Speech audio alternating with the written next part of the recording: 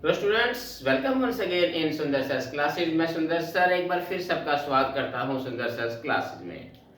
तो स्टूडेंट्स, आज की ये वीडियो एक बहुत ही विशेष वीडियो है जिसमें मैं आज आपको बता रहा हूं टेंसेस के बारे में। देखिए, टेंसेस इंग्लिश ग्रामर का सबसे इम्पोर्टेंट टॉपिक माना जाता है कि जितने भी लगभग जो अदर टॉपिक्स होते हैं वो इंटरकनेक्टेड होते हैं टेंसेस पे।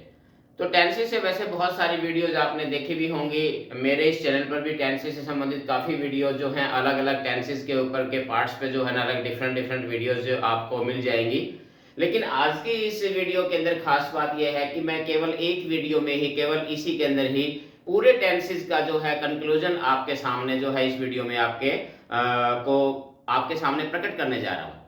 तो स्टूडेंट, खास बात इसमें यही है कि आज के इस वीडियो में कि पूरी एक वीडियो के अंदर ही आपको सारे टेंसेस से संबंधित जो है जानकारी आसानी से उपलब्ध हो जाएगी। तो चलिए स्टार्ट करते हैं, क्या है इस वीडियो में आज विशेष।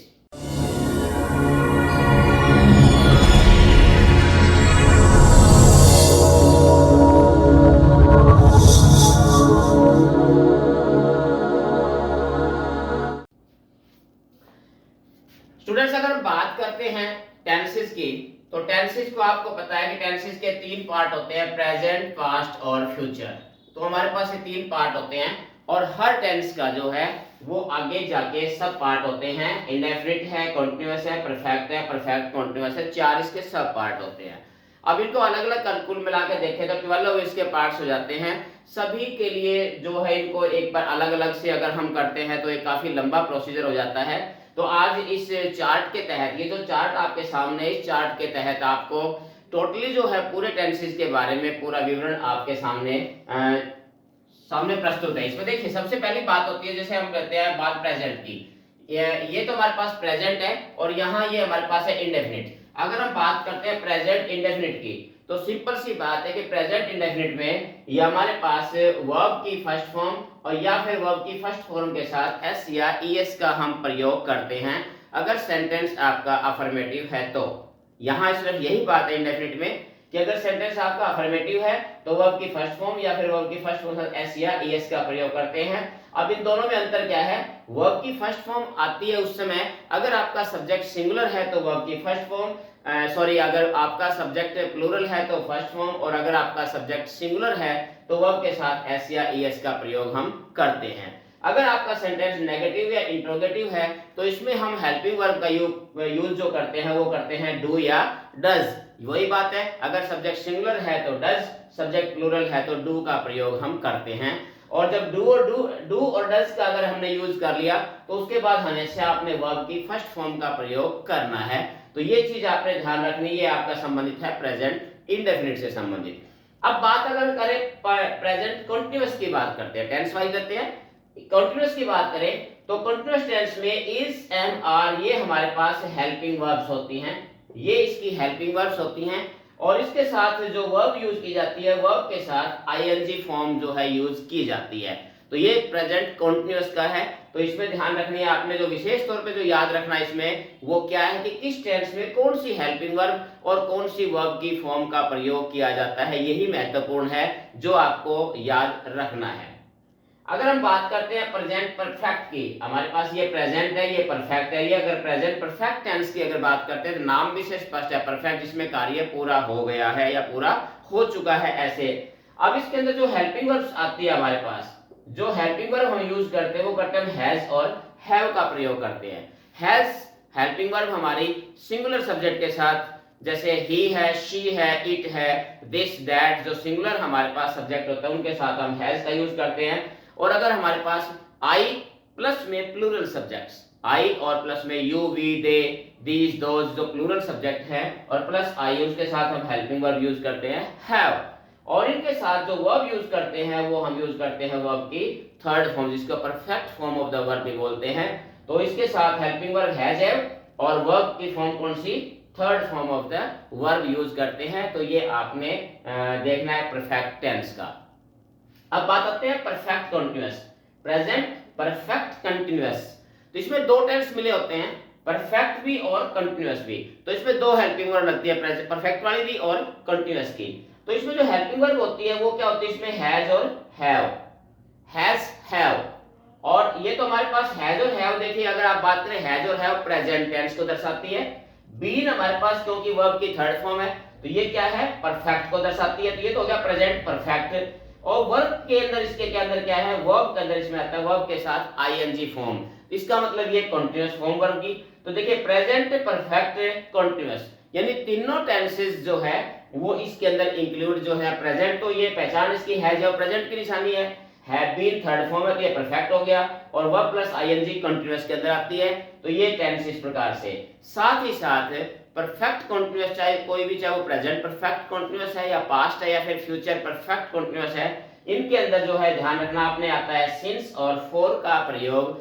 तो आपको मैं थोड़ा सा बता दूं चलते चलते शॉर्ट में कि सिंस का प्रयोग हम करते हैं डेफिनेट टाइम के लिए या पॉइंट ऑफ टाइम के लिए, और फॉर का प्रयोग करते हैं हम इंडेफिनिट टाइम या फिर पीरियड ऑफ टाइम के लिए इसका हम प्रयोग करते हैं। तो स्टूडेंट ये था हमारा प्रेजेंट टेंस, इसके चारों भाग, तो ये आपको समझ में आ गया।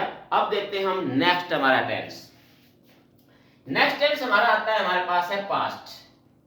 अगर हम बात करें पास्ट की, और ये इधर से हम लेते हैं इंडेफिनिट, तो हमारे पास होता है ये पास्ट इंडेफिनिट, ये कॉलम हमारा है पास्ट इंडेफिनिट का।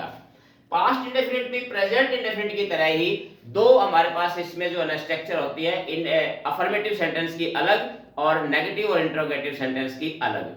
तो अगर हम बात करें पहले सीधा कि अफर्मेटिव, अगर आपका सेंटेंस अफर्मेटिव है, अगर अफर्मेटिव है तो इसमें क्या है कि सीधा वर्ब की सेकंड फॉर्म का प्रयोग हम करते हैं, पास्ट टेंस की फॉर्म जो है पास्ट टेंस उसका यूज करते हैं हम सेकंड फॉर्म का प्रयोग। अगर आपका सेंटेंस नेगेटिव या इंट्रोगेटिव है तो आपने हेल्पिंग वर्ब डिड प्लस में वर्ब की फर्स्ट फॉर्म का प्रयोग करना है। स्टूडेंट ये ध्यान रखना है आपने, एक बहुत ही एक कॉमन सी चीज कि जब भी किसी सेंटेंस में आपको डू डज या डिड मिल जाए तो डू डज और डिड के बाद आपने हमेशा वर्ब की फर्स्ट फॉर्म का प्रयोग करना है, इस चीज का आपने ध्यान रखना है। तो ये हमारे पास है अफर्मेटिव। इसके अंदर खास बात क्या है कि जो प्रॉब्लम प्रेजेंट इंडेफिनिट में थी सब्जेक्ट के नंबर को लेके, वो प्रॉब्लम जो है इसमें नहीं होती। इसमें सब्जेक्ट के नंबर से कोई प्रभाव नहीं पड़ता, सब्जेक्ट चाहे आपका सिंगुलर है चाहे प्लूरल है, इसका कोई भी प्रभाव इस पे नहीं पड़ता। ये सभी के साथ वर्ब की सेकंड फॉर्म, और नेगेटिव इंट्रोगेटिव है तो सभी के साथ डिड का यूज किया जाता है। अब चलिए हम बात करते हैं पास्ट, इधर से लेते हैं कॉन्टिन्यूअस, बात करते हैं पास्ट कॉन्टिन्यूअस की। तो पास्ट कॉन्टिन्यूअस के अंदर भी हेल्पिंग वर्ब जो हमारी यूज होती है वो होती है हमारी वाज और वर। वाज और वर जो है इसके अंदर हेल्पिंग वर्ब का प्रयोग करते हैं, और साथ में क्योंकि कंटिन्यूअस टेंस है तो कंटिन्यूअस फॉर्म बनाने के लिए वर्ब के साथ आईएनजी का प्रयोग हम करते हैं। और सिंपल सी बात है, वाज का प्रयोग किया जाता है इसमें सिंगुलर सब्जेक्ट के साथ, आई प्लस सिंगुलर सब्जेक्ट के साथ, और वर का प्रयोग किया जाता है प्लूरल सब्जेक्ट के साथ, you we they these those देस, जो प्लूरल हमारे पास सब्जेक्ट है उनके साथ हमने वर का प्रयोग करना है। अब स्टूडेंट थोड़ा सा आगे बढ़ते हैं और हम देखते हैं कि प्रेजेंट, ये हमारे पास पास्ट है, इधर से परफेक्ट आ गया, हमारे पास आ गया past perfect tense.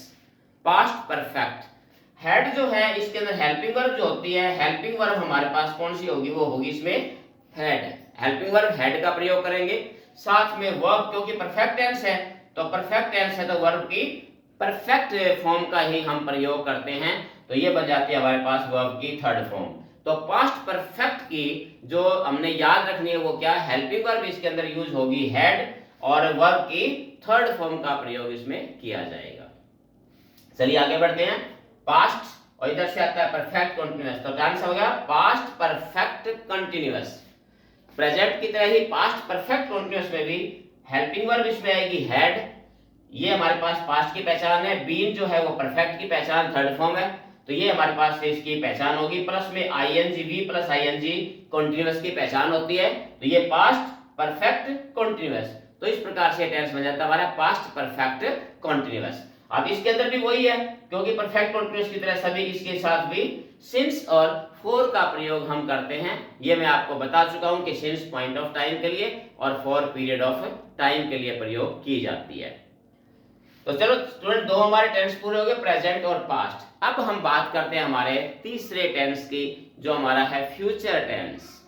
Future tense की अगर बात करें तो इधर से इंडेफिनिट, फ्यूचर इंडेफिनिट की अगर हम बात करते हैं तो फ्यूचर इंडेफिनिट में सेंटेंस अगर हमारे पास चाहे इसके अंदर भी वही है, चाहे आपका अफर्मेटिव सेंटेंस है, चाहे आपका नेगेटिव है, चाहे आपका इंट्रोगेटिव सेंटेंस है, इसमें कोई फर्क नहीं पड़ता, स्ट्रक्चर सबकी एक जैसी होती है, एक ही इसमें हेल्पिंग वर्ब का प्रयोग किया जाता है। इसमें हेल्पिंग वर्ब विल और शैल का प्रयोग किया जाता है और इसके साथ वर्ब की फर्स्ट फॉर्म का प्रयोग किया जाता है। ये तो है एक सिंपल से कि कोई भी जो सब्जेक्ट चाहे वो सिंगुलर है चाहे प्लूरल है। अब इसमें एक चीज नोट करनी है कि विल और शैल का प्रयोग जो है सब्जेक्ट के नंबर पे डिपेंड करता है, यानी कि फर्स्ट पर्सन अगर आपका सब्जेक्ट है तो उसके साथ शैल, और अगर आपका सब्जेक्ट सेकंड या थर्ड पर्सन है तो उसके अंदर हमने विल का प्रयोग हमने करना है सिंपल कंडीशन के अंदर, जनरल कंडीशन में। लेकिन आजकल जो है मॉडर्न टाइम के अंदर, मॉडर्न इंग्लिश में, खास तौर से स्पोकन इंग्लिश में आजकल शैल का प्रयोग बहुत ही कम और विल का प्रयोग जो है वो ज्यादा मात्रा में किया जाता है। तो ये चीज भी आपने ध्यान रखनी है, और क्योंकि ये इंडेफिनिट टेंस है, नेचुरली है कि इसमें वर्ब की फर्स्ट फॉर्म का प्रयोग किया जाएगा।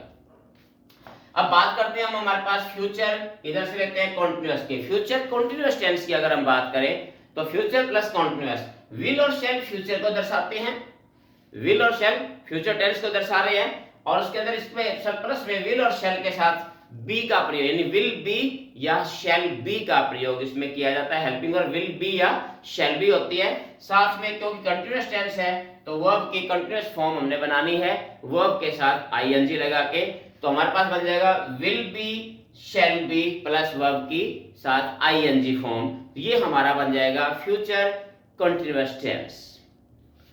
तो स्टूडेंट्स अब आगे बढ़ते हैं, हम देखते हैं फ्यूचर के बाद फ्यूचर और इधर से perfect. Future perfect tense, future perfect tense. अब फ्यूचर के अंदर फ्यूचर की पहचान क्या होती है, विल और शैल, ये तो हमारी है फ्यूचर की पहचान, विल, और इसमें हेल्पिंग वर्ब क्या आएगी, विल हैव या फिर शैल हैव, विल हैव या शैल हैव। मैं पहले बता चुका हूं कि विल और शैल का प्रयोग कैसे करना है, तो इसमें जो हेल्पिंग वर्ब हो गया तो विल हैव आएगी या फिर शैल हैव आएगी, विल या शैल के साथ हैव लगेगी, और साथ में क्योंकि ये परफेक्ट टेंस है तो इसमें वर्ब की थर्ड फॉर्म का भी प्रयोग इसमें किया जाएगा, यानी वर्ब की थर्ड फॉर्म का इसमें यूज किया जाएगा। तो आपका टेंस बनता है विल हैव या शैल हैव प्लस वर्ब की थर्ड फॉर्म, और ये आपका टेंस बन जाएगा फ्यूचर परफेक्ट टेंस। लास्ट लेते हैं हम फ्यूचर परफेक्ट कंटीन्यूअस। तो इसके अंदर भी देखिए क्या है कि विल और शैल तो फ्यूचर की पहचान है ही, हैव हमारे पास हैव बीन हमारे पास होगी परफेक्ट की पहचान, बीन हमारी जो है वो परफेक्ट की पहचान थर्ड फॉर्म हो गई है, और साथ में क्योंकि कंटीन्यूअस भी है तो वर्ब के साथ आईएनजी का आपने प्रयोग करना, तो ये आपकी बन गई हमारी कौन सी, ये कंटीन्यूअस है, तो ये क्या हो गया फ्यूचर परफेक्ट कंटीन्यूअस। तो ये, और साथ में उसी पहले की तरह सिंस और फॉर का प्रयोग आपने करना है। तो स्टूडेंट्स ये हमारा आज का एक छोटा सा लेसन था कि जिसमें एक वीडियो में एक चार्ट के तहत आपको टेंसेस का शॉर्ट रूप जो है वो आपको करवाने का प्रयास किया गया है। स्टूडेंट एक चीज याद रखिए, जब भी अगर आप टेंसेस कर रहे हैं तो आपको सबसे पहले यही पता होना चाहिए कि टेंस की पहचान क्या है, यानी सेंटेंस को देखने के बाद आपको पता लग जाए कि ये जो सेंटेंस है पर्टिकुलर किस टेंस का है। इसके लिए मैंने आपको बहुत अच्छी तरह के इसमें पहचान बताई है कि जैसे मान लीजिए आपके पास, हमारे पास जैसे इज एम आर है, was is am are, has have और is am are present tense की पहचान होती है। किसी टेंस में आपको इज एम आर मिल रहे हैं या डू डज मिल रहे हैं या फिर प्रेजेंट या फिर हमारे पास हैज हैव अगर साथ है तो समझ लीजिए कि वो टेंस पहचान है प्रेजेंट की। इसी प्रकार से अगर किसी सेंटेंस में आपको हैड मिल रहा है या फिर हैड के साथ साथ हेल्पिंग वर्ब के रूप में हैड फिर या वॉज वर मिल रहा है तो समझ लीजिए कि वो टेंस आपका पास्ट है। और तीसरा हमारा है फ्यूचर की पहचान, सिंपल सा है कि विल और शैल अगर किसी सेंटेंस में आ रहा है तो समझ लीजिए कि वो फ्यूचर टेंस का वाक्य है। ये तो आपको तीन पता लगे, फ्यूचर, पास्ट और प्रेजेंट का। लेकिन अगर हम इसके शेयर अलग अलग पार्ट्स को अलग हम कैसे करें, तो इसकी पहचान के लिए बिल्कुल सिंपल तरीका मैंने आपको बताया है कि अगर आईएनजी वर्ब की आईएनजी फॉर्म लगी हुई है तो समझ लीजिए कि ये कॉन्टिन्यूअस टेंस है। देखिए हर कॉन्टिन्यूअस टेंस में आपको वर्ब के साथ आईएनजी मिलेगी, तो ये आपकी आईएनजी की पहचान है। और अगर आपको वर्ब की थर्ड फॉर्म कहीं मिलती है, वर्ब की थर्ड फॉर्म अगर मिलती है आपको, तो समझ लीजिए कि ये परफेक्ट टेंस है। तो आपको इस प्रकार से पता लग सकता है फर्स्ट फॉर्म आ रही है तो समझ लीजिए कि आपका ये इंडेफिनिट टेंस है, क्योंकि इंडेफिनिट में फर्स्ट फॉर्म आती है, कंटीन्यूअस है तो वर्ब के साथ आईएनजी आती है, और परफेक्ट टेंस अगर आपका है तो वर्ब की थर्ड फॉर्म आएगी, और परफेक्ट कंटीन्यूअस है तो इसमें वर्ब की third form as a helping verb, साथ में आपके वर्ब के साथ आईएनजी फॉर्म मिलेगी।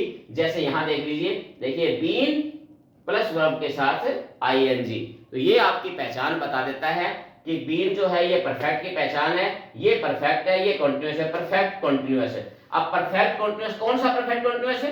हैज हैव किसकी? प्रेजेंट की, तो ये प्रेजेंट परफेक्ट कंटीन्यूअस। जैसे ये प्रेजेंट हैज हैव प्रेजेंट की निशानी है, ये परफेक्ट की तो प्रेजेंट परफेक्ट टेंस। अगर इसको ले लीजिए, हैड पास्ट टेंस की पहचान है और थर्ड फॉर्म क्या है? परफेक्ट की पहचान है, तो ये क्या हो जाएगा? Past perfect. आसानी से इस तरीके से आप बहुत ही आसानी से किसी भी टेंस को आप आइडेंटिफाई कर सकते हैं, क्योंकि अगर आप टेंस को आइडेंटिफाई कर सकते हैं तो फिर आगे जो भी आपने करना चाहे, आप वॉइसेस चेंज कर रहे हो या फिर आप नरेशन कर रहे हो किसी प्रकार से, तो ये आप इस प्रकार से उस चीज़ को बहुत ही आसानी से हल कर सकते हो, क्योंकि टेंसेस की जानकारी होना बहुत ही आवश्यक है। तो स्टूडेंट्स, ये था मेरा एक छोटा सा प्रयास, उम्मीद करता हूँ कि आपके लिए फायदेमंद साबित होगा।